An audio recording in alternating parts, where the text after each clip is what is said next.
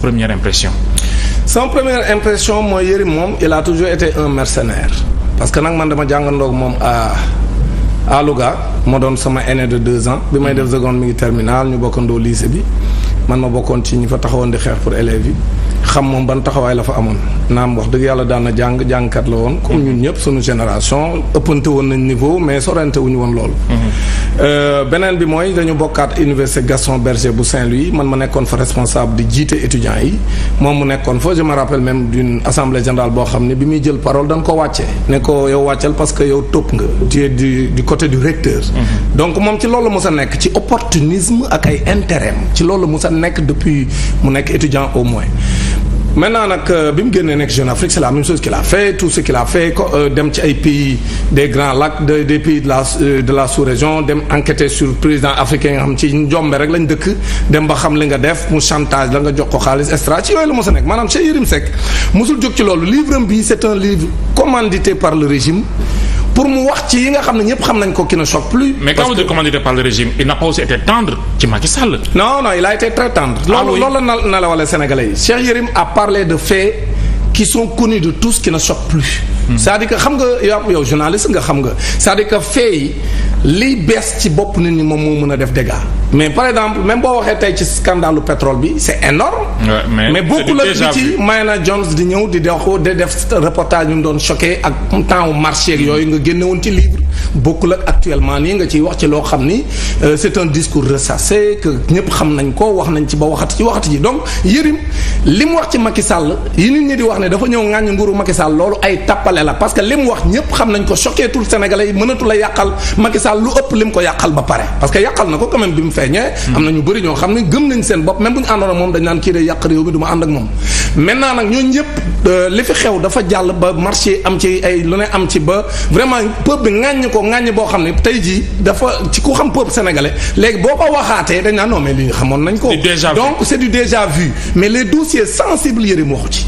Yérim n'a pas parlé des sujets. annoncé na tome 2 parce que nee na régime bi jeexagul donc. dama ne la annoncé wul dara loolu lépp ay tappale moo ko lal ma ba les livre bi contexte bi mu ko génnee à quelques encablures de ce procès tappale bi ñu bëgg a def nii loolu c'est un timing boo xam dañ ko defloo li ko ci li intéressé woon ñi ko bindloo du li muy wax ci révélation yi mu def ci gestion Macky Sall loolu ñëpp xam nañ ko ay Macky Sall ci pétrole bi def na ci lii sur les contrats Arcelor etc. voilà yooyu c'était pas l'enjeu parce que loolu ñëpp xam ba pare la ça ne choque plus personne ça a déjà choqué les Sénégalais. Quand vous dites que c'est un livre commandité par le régime.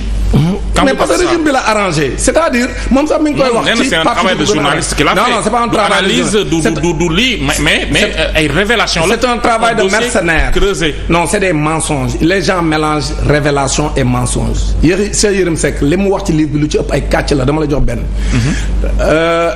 anecdote bi mu nettali ou révélation bi mu def ni wax ne 2019 la am wax ne dañu bett ab Gambien ak Ousmane Sonko ci corniche bi c'est pas vrai affaire boobu am na information bu vrai la boo xam man yëgoon naa ko en 2012 la amoon sous le règne du président Macky Sall le ministre de l'intérieur sous le règne du président Ablaye Wade le ministre de l'intérieur s'appelait Ousmane Ngom bi ko police bi def corniche bi waxee moom Ablaye Wade dani moom loolu du ci dugg c'est des problèmes de mœurs du ci dugg kon loolu ci régime te moom Yérim Seck xam na kan la mu dem jël kooko teggi ko ne dem teg fa Ousmane Sonko ci tappale parce que xam na ne loolu su waxee 2019 nit ñi dañ koy jéem a méngale d'ailleurs la koy feeñloo xam nga lu mu ca teg bi mu waxee ci affaire boobu pare dani et quelques années plus tard parce que 2019 la fee boobu am.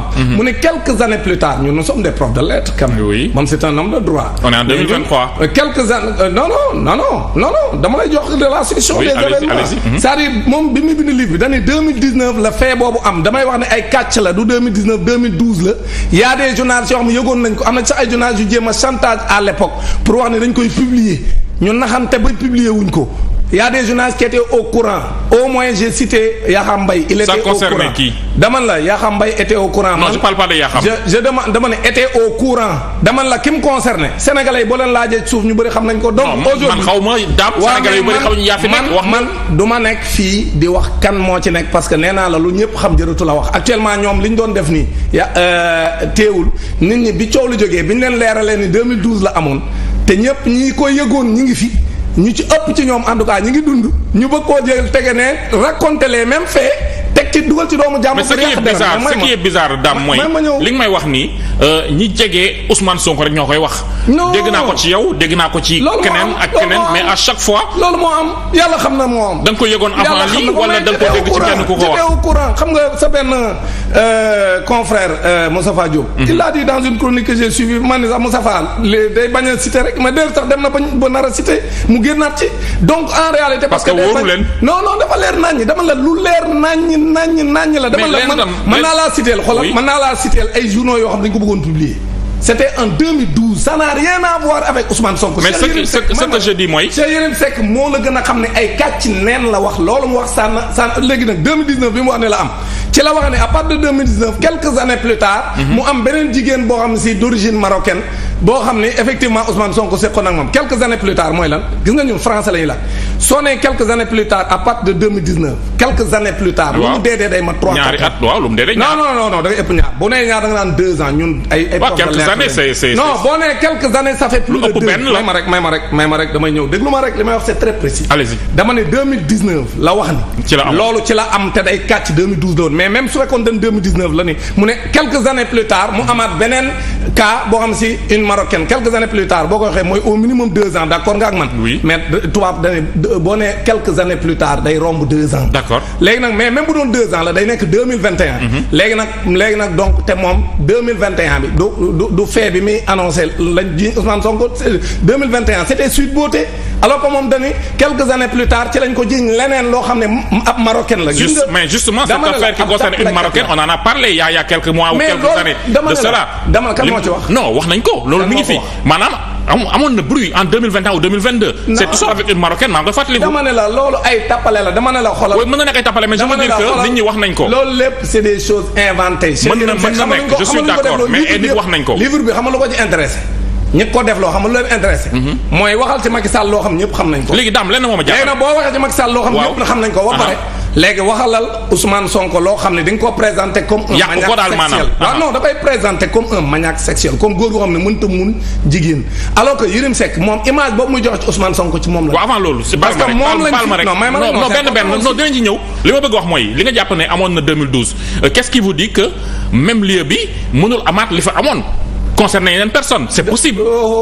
dama ne la. ñaar yëpp mën na am. dama ne la xoolal dama ne la il faut arrêter. non il faut pas il faut yéen war a arrêter aussi parce que même c'est un travail de journaliste qu'il a fait te il est prêt à répondre bu fekkee laaj nañ ko ci Ousmane Sonko da ko interpeller nee na ko sax ci laay gën a mën a waxee li ma wax firndeel ko. kon kii li mu yor lu solide la. waaw déggoo li ma la wax dama la Cheikh Yérim Seck bu du woon ak ce régime là bi nekk ci derrière lui loolu ma wax. du ko ñemee wax. parce que leer na ko ne luñ ko wax loola ci ay tappale. alors que moom jàpp nga ne jusqu'à preuve du contraire du ko prouver li mu wax nii. mais dama la jéem du wut loo wut ci loolu. lim ciy wut mooy contexte bi ñu nekk nii.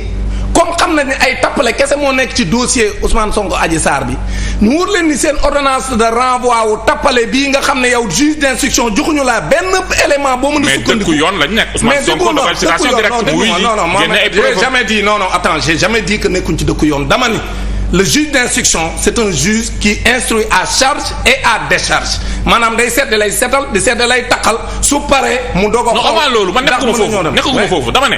par rapport ak li accusation yi Yérim def ci Ousmane Sonko ci corniche bi. waaw Ousmane Sonko tontu na wax ne dina ko envoyer citation directe pour que mu prouver li nga xam ne wax na ko je veux dire bu fekkee toll nañ foofu kay yëf yi dina leer jarul. non déedéet Yérim wutul loolu boo xoolee sax li muy wax da cay dugal ay termes yoo xam ne prétendument et cetera c'est-à-dire yëfu tappale la def. maanaam pour que boo léegi bi wax mu ne non man dañ ma ko wax rek dama yaakaaroon ne parce que prétendument laa wax donc Yérim dama ko xam nit ñi duñu suivre toujours Yérim Seck ci tappale ci la juddu ci lay màgg ci la nekk moo tax man j'en profite pour dire à Yérim pour poser à Yérim 4 questions. comme problème de mœurs la parce que dama gis ni ci livre bi daf ni léegi man xam naa ne ñu bëri ay saaga lañ mën a tontoo wax na ko ci livre bi ak di dugg ci sama vie privée. mais moo dugg ci vie privée jàmbur yow na ngay bind livre boo xam di vie privée jàmbur nga dugg ba pare ne yow bu ñu lay tontu bu ñu dugg sa vie privée munul nekk dafa dugg dama ne la danoon préparé wu sa xam na ne daañ dugg ci vie privée moom Yérim dama koy laaj bu demee Louga waa Louga ak may dégg na wax kan mooy baayam benn ñaar. dama ne non déedéet dama ciy dugg da nga may déglu parce que bi muy dugg yow tax ça me choque pas muy dugg ci doomu jàmbur di ko yàq. non man je l'ai pas en face de moi. waaw non mais attendez rek dama lay wax. deuxièmement moom rakkam ju jigéen ji nga xam dafa génn àdduna ci condition yoo xam am na waa Louga yëpp yu bëri yu ko xam yan condition la génn àdduna rakkam ju jigéen jooju ca Louga yoo xam si amoon na ay coow yu ci am. beneen bi mooy moom rakkam jën rey fii Dakar joo xam ñoom ñaar a bokk yaay. effectivement ci yenn condition lan ko fii reyee Dakar ak lu mu defoon ak ci lan la newoon beneen bi mooy bi muy déparé Thiès jël doom ju jigéen jël benn journaliste bu doon liggéey Canal Info boo xam ne wàcce na ko ci àllu kaañ bi jógee Thiès bi mu ñëwee ba ci digg àllu kaañ bi xaaju guddi mu wàcce ko fa lu tax mu wàcce ko oto bi donc Cheikh Yérim Seck mun ñu jaaxal parce que fii réew mi mun ñu xasante mun ñu kenn mënu fee yàq doomu jàmbur koo xam ne moo la gën a set say maam. Donc loolu personne ne l'acceptera dans ce pays moom il est un mercenaire de la plume c'est ce qu'il a toujours fait mais non mais xam nga waaru xam nga da nga war a waaru vous faites la même chose est-ce que vous valez mieux que lui war a non déedéet moom it c'est liñ koy jiiñ moom du luñ ko jiiñ dama la jox benn exemple bi nga xamee ni la fille Talla daf ko accusé de viol moom moo taxaw au tribunal moi j'étais au tribunal di fekke li Yérim di wax may déglu pour xool mais amulay il a payé pour ça dama ne la moom bi coow lii amee dañu woon du ci wax lu tax mu waxaat ci koy mooy dañ koo fay pour mu wax ci. dama ne léegi nag waxul ci Ousmane dañu woon déedéet il a parlé de Ousmane Sonko Adji Sarr parce qu'il a dit que Ousmane Sonko moo fa yóbbu boppam Macky Sall yóbbu ko fa il a dit que Ousmane Sonko na jël ay responsabilités il a accusé ouvertement dans ce paragraphe là Ousmane Sonko loolu mooy dëgg bu dee lire nga. léegi daam yéen ni ngeen di. il faut être sérieux. non ni ngeen di waxee nii. ëllëg bu dara xewee du ngeen am gàcce. mais lu xew comme la.